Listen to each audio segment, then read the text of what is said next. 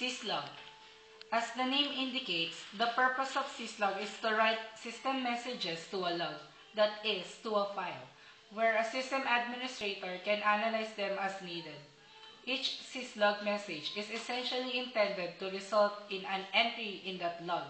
However, by posing as a logging host, management applications can often receive messages directly as they occur, without needing to take a detour of retrieving log entries from a log file.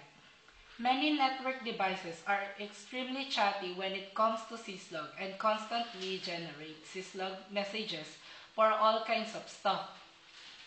Syslog messages can include everything from critical alarm conditions that are encountered to mundane debugging statements that are issued when processing passes a certain line in the code. Basically, while operating, a router constantly mumbles statements such as, "I think I may have just dropped the 10th packet in a row. I'm experiencing good utilization on my link. Look, I'm currently in this new branch of code." Or, "Strange, someone just tried to log into me 100 different times, trying a different password each time." Okay. It is not unlike a person at work speaking to himself all day, uttering all kinds of statements that are range from the mundane to the important, whether the coworkers are interested or not. "Nice weather today. The statement sent from the accounting looks off by $10,000. I think I need to go to the bathroom. Seems like the building is on fire." The resulting log entries provide the general trail of the activity of the devices. As much, many syslog messages that are generated might never be of any practical use. However, under certain circumstances, the capability to retrace much of the device's activity trail using those logs can be invaluable. Using this in the case when there is some kind of trouble, such as service degrading severely, suspected network break-ins, or unexpected erratic network behavior, but also when particular network deployments need to be debugged or fine-tuned.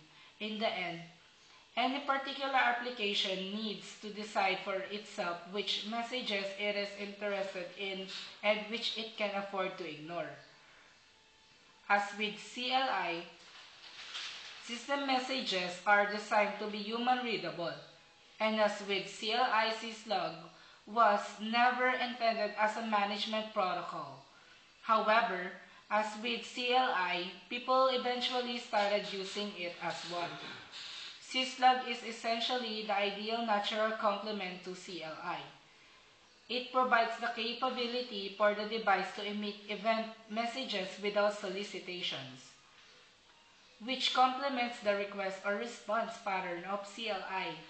And just as CLI often offers the only way to make certain management requests, Syslog is often the only way valuable to obtain messages about certain events. In many cases, Syslog messages constitute like more than a print system in that code, which is intended to be used and interpreted by an administrator looking at the messages in a log file. This means that Syslog shares some of the same weaknesses as CLI when it comes to automatic processing by applications. These weaknesses involve the difficulty to parse messages that lack structures and are originally intended primarily for humans, not applications. Syslog's messages have two parts, a message reader or a message header rather, and the message body. The message body contains the content of the message itself. It is the informal part of a Syslog message, not subjected to any inherent constraints. In many cases, it simply contains plain English text The message body is prefixed with a message reader or header. The message header contains minimal but essential information about the message itself. In a very structured manner, this information includes the time when the message was emitted, the name of the host that emitted the message, the severity of the message, or anything from alert to debug. The subsystem that emitted the message, often referred to as facility, and a so-called mnemonic, that is, a name for the type of message.